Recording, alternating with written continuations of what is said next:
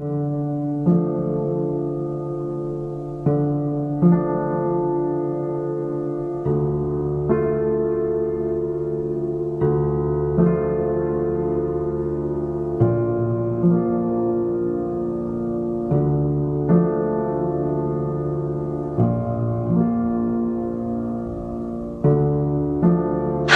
you probably noticed I don't feel about that war the way we were told we were supposed to feel about that war, the way we were ordered and instructed by the United States government to feel about that war. You see, I tell you, my mind doesn't work that way. I got this real moron thing I do. It's called thinking. And I'm not a very good American because I like to form my own opinions. I don't just roll over when I'm told to. Sad to say, most Americans just roll over on command. Not me. I have certain rules I live by. My first rule, I don't believe anything the government tells me. Nothing. Zero. Nope.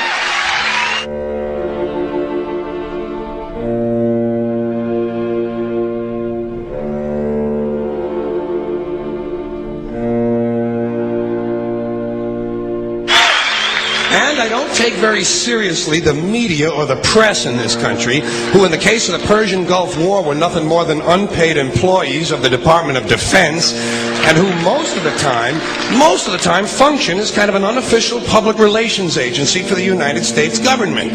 So I don't listen to them, I don't really believe in my country, and I gotta tell you folks, I don't get all choked up about yellow ribbons and American flags.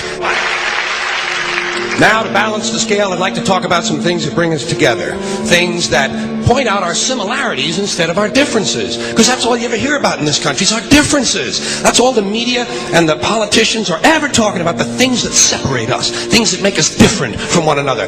That's the way the ruling class operates in any society. They try to divide the rest of the people. They keep the lower and the middle classes fighting with each other so that they, the rich, can run off with all the fucking money.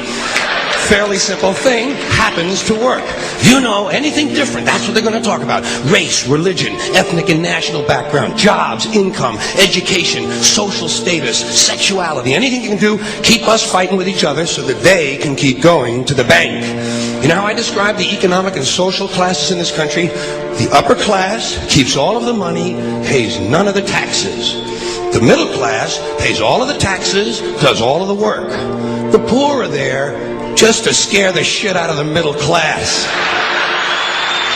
Keep them showing up at those jobs. Politicians know that word. They use it on you. Politicians have traditionally hidden behind three things: the flag, the Bible, and children. No child left behind. No child left behind. Oh, really? Well, it wasn't long ago you were talking about giving kids a head start. Head start, left behind. Someone's losing fucking ground here. But there's a reason. There's a reason. There's a reason for this. There's a reason education sucks, and it's the same reason that it will never, ever, ever be fixed. It's never going to get any better. Don't look for it. Be happy with what you got. Because the owners of this country don't want that. I'm talking about the real owners now. The big, the wealthy, the real owners, the big wealthy business interests that control things and make all the important decisions. Forget the politicians. They're irrelevant. The politicians are put there to give you the idea that you have freedom of choice. You don't. You have no choice. You have owners. They own you.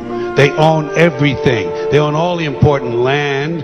They own and control the corporations. They've long since bought and paid for the Senate, the Congress, the state houses, the city halls. They got the judges in their back pockets, and they own all the big all the big media companies. So they control just about all of the news and information you get to hear. They got you by the balls.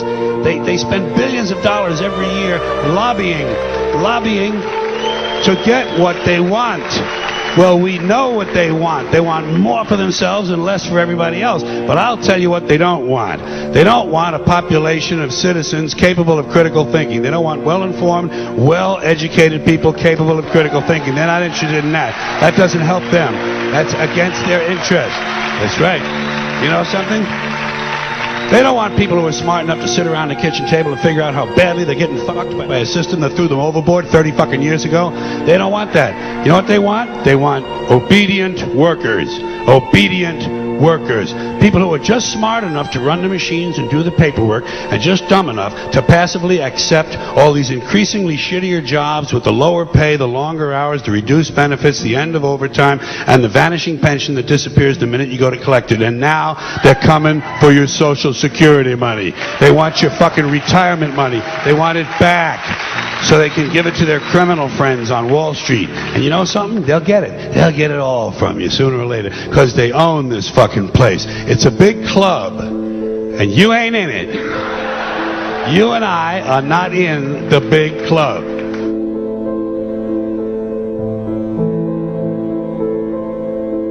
The greatest form of control is where you think you're free when you're being fundamentally manipulated and dictated to.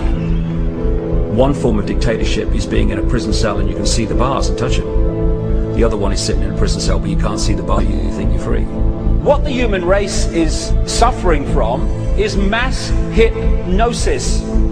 We are being hypnotized by people like this.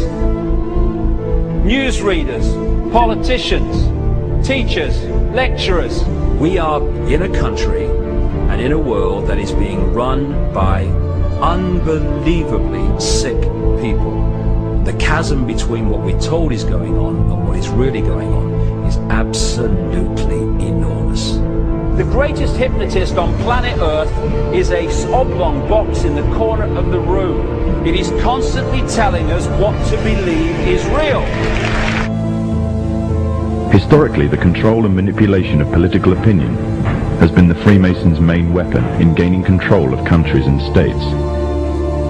Once in control of the rulers and politicians of a country, laws and political structures could be changed in accordance with their agenda. However, since restricting the body does not necessarily mean restricting the mind, the Freemason recognizes that their plan for a global government hinges completely on subduing the masses to their agenda, and thus eliminating opposition to their cause. And the greatest threat to their plan, posing more danger than any army or law, is the threat of a free-thinking mind.